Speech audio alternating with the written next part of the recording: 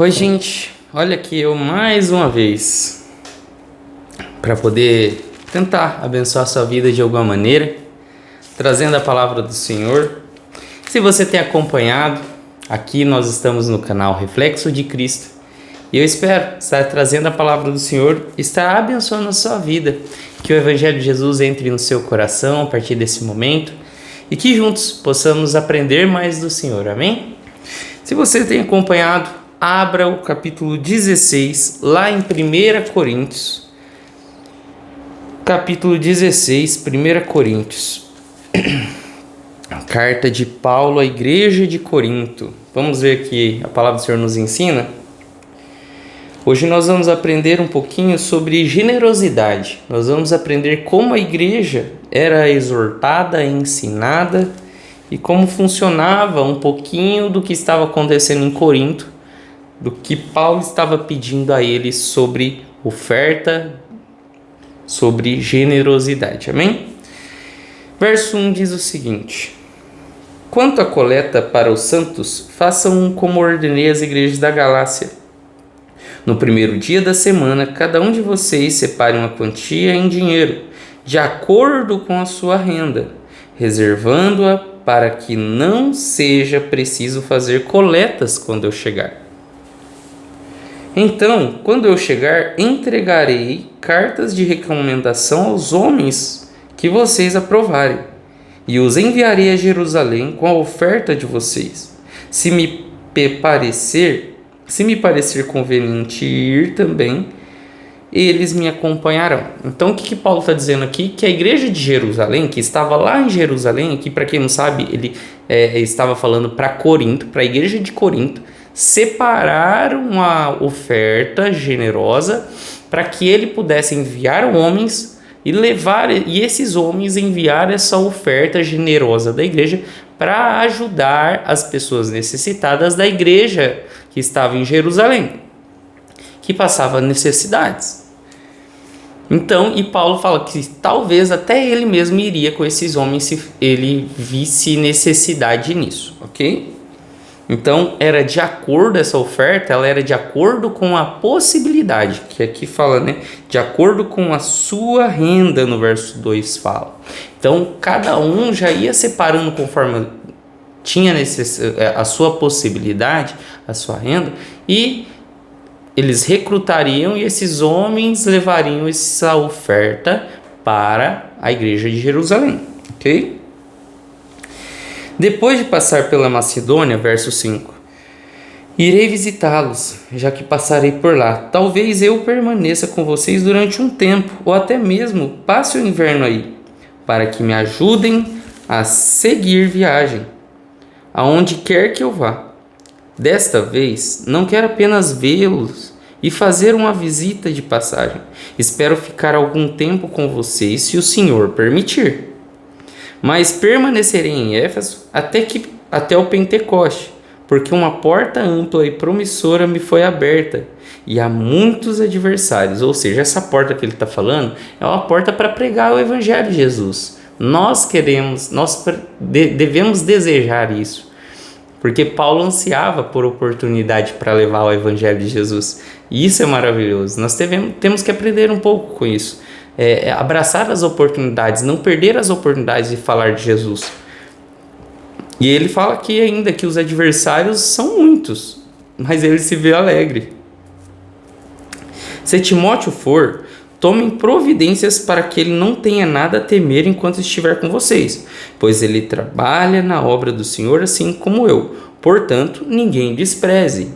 Aqui retrata também um pouquinho da igreja de hoje, de como nós vivemos. Muitas pessoas desprezam outras, porque Timóteo, que ele era muito novo, e aí elas fazem comparação com Paulo, com Apolo, com os apóstolos de Cristo, com Pedro, com Tiago, e às vezes menosprezam esses que foram levantados por Deus, mas não têm talvez a mesma caminhada e experiência ainda, mas são homens usados por Deus, são homens dignos de toda a honra.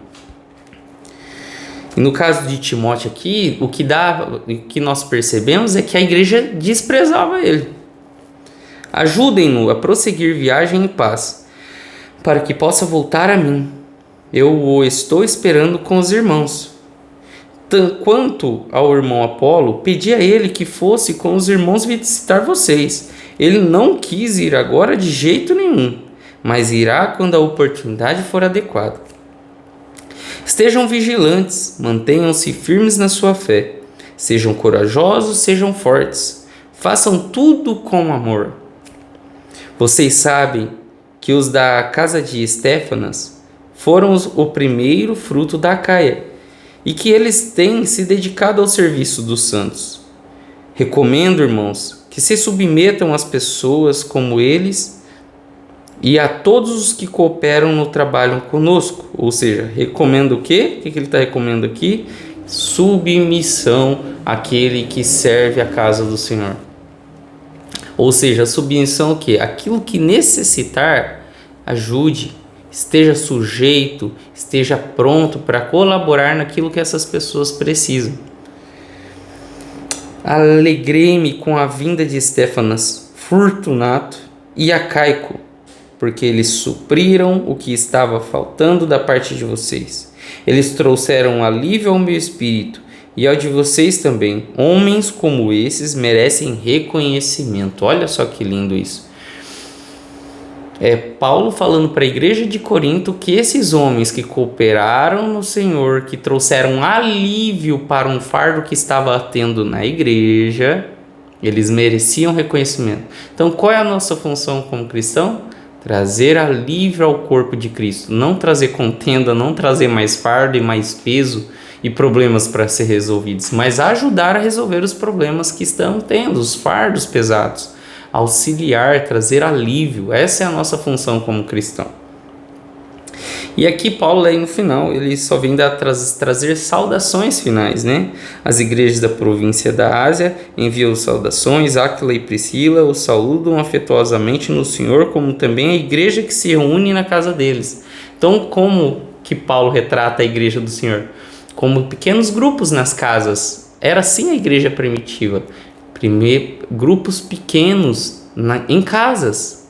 A igreja do Senhor se reunia em casas, aqui no caso de Priscila e Áquila, que ofereciam a casa deles para o evangelho ser ministrado e pessoas serem alcançadas. O que nós aprendemos com isso? Hoje nós temos salões enormes, glória a Deus por eles, e nós não desfrutamos disso. Sabe por que eles se reuniam em casas pequenas? Porque eles eram oprimidos, corriam risco de morte. Então, essas reuniões, principalmente em Roma, era escondido. Por isso que eles se reuniam desta forma. Porque eles eram perseguidos, sofriam afrontas, sofriam risco de vida, risco de ser degolado, açoitado, chicoteado, degolado, martirizado, apedrejado. E hoje nós podemos adorar ao Senhor com todo conforto, em grandes salões, com a estrutura muito linda, e não o adoramos e honramos como é devido. Quando vamos, nem cantamos os louvores adorando o nome dele. Eu, Paulo, escrevo essa saudação de próprio punho. Se alguém não ama o Senhor, seja amaldiçoado. Olha isso. Maranata, ora vem Senhor Jesus. A graça do Senhor Jesus esteja com todos vocês. Meu amor a todos vocês em Cristo Jesus. Amém. Aqui nós terminamos mais uma carta. Espero que, se vocês não acompanharam os vídeos anteriores, volte. Nós fizemos desde o capítulo 1.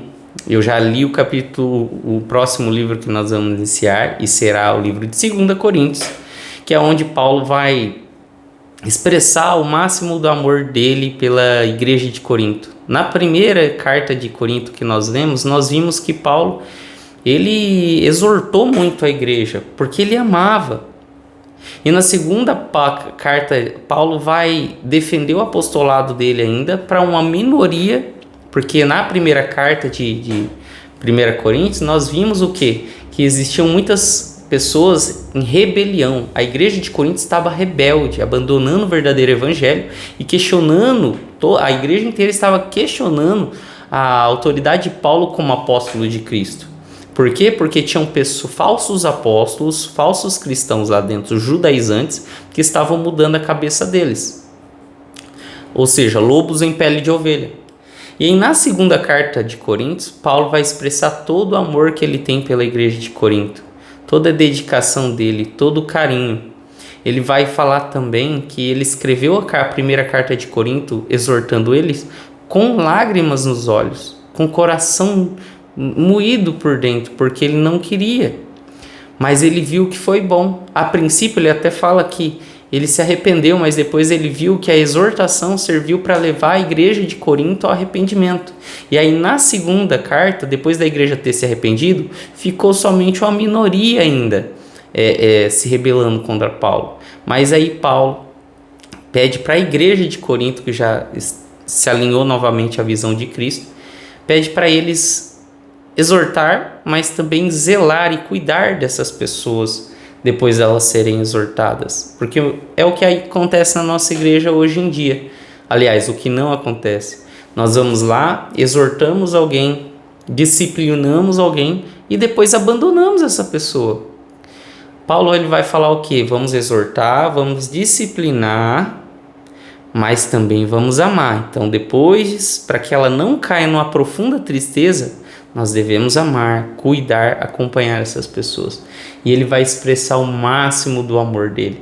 Vocês vão estar apaixonados por essa segunda carta que Paulo envia aos Corinto, ao povo de Corinto, à igreja de Corinto.